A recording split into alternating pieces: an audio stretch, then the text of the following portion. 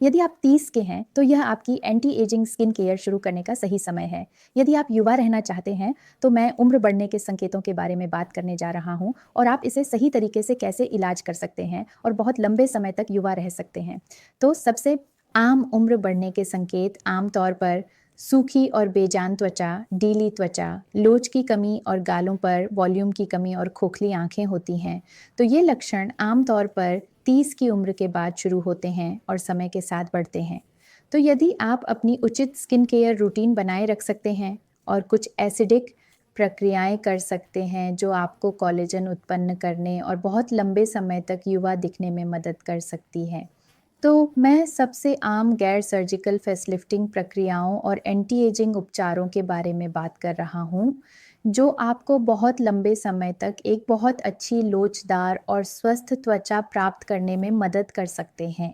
तो सबसे आम सौंदर्य प्रक्रियाएं जो हम एंटी एजिंग के लिए करते हैं वह है हाइफू, जो उच्च तीव्रता केंद्रित अल्ट्रासाउंड है, जो आपको एक बहुत अच्छा गैर सर्जिकल फेसलिफ्ट और एक कंटूरड चेहरा देगा। दूसरा होगा माइक्रो नीडलिंग, जो आपको कोलेजन उत्पन्न करने और एक बहुत अच्छी लोचदार त्वचा देने में मदद करता है। और हम आम तौर पर पीआरपी जोड़ते हैं, जो प्लेटलेट रिच प्लाज्मा है, और कभी-कभी कुछ मेसोपेप्टाइड सीरम त्वचा की लोच बढ़ाने के लिए। और नवीनतम उपचार जो हम करते हैं वे हैं स्किन बूस्टर्स।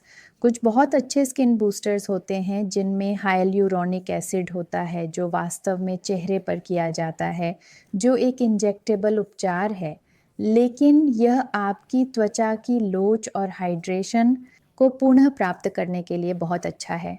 इसके अलावा कुछ नवीनतम तकनीकें हैं, उपचार जिन्हें हम एक्सोसोम्स और पॉलीन्यूक्लियोटाइड कहते हैं, जो एंटी एजिंग उपचार के लिए किया जाता है। और सबसे आम समस्या जो झुर्रियाँ हैं, उन्हें बोटॉक्स द्वारा इलाज किया जा सकता है, जो बहुत ही सामान्य है और आपको बहुत ही त्वरित परिणाम मिलेगा।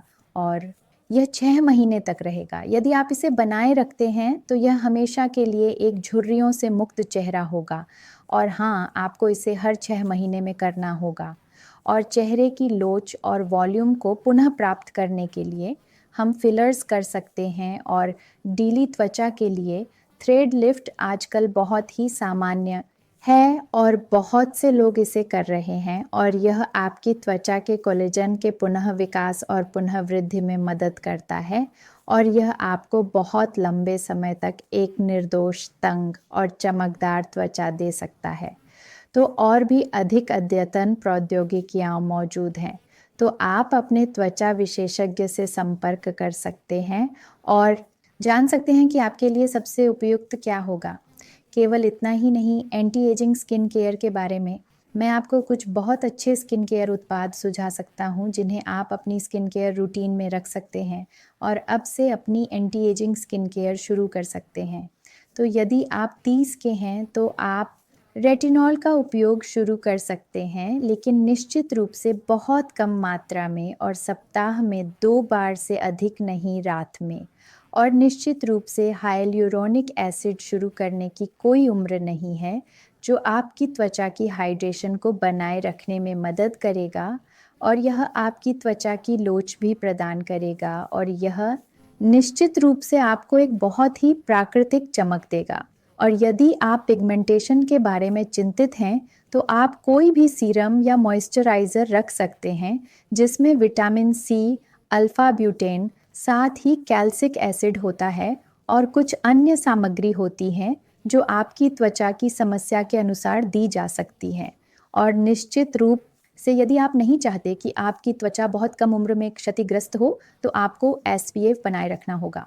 और मुझे लगता है कि यदि आप इन सामग्रियों को अपनी स्किन केयर रूटीन में बनाए रख सकते हैं, तो आप अपनी उम्र बढ़ने को रोक सकते हैं। और निश्चित रूप से यदि आप अपने चेहरे पर कुछ उम्र बढ़ने के संकेत देख रहे हैं, तो यह समय है कि आप अपने त्वचा विशेषज्ञ से संपर्क करें और उम्र बढ़ने को रोकने और बहुत लंबे समय तक युवा रहने के लिए एंटी एजिंग उपचार शुरू करें। बहुत बहुत धन्यवाद।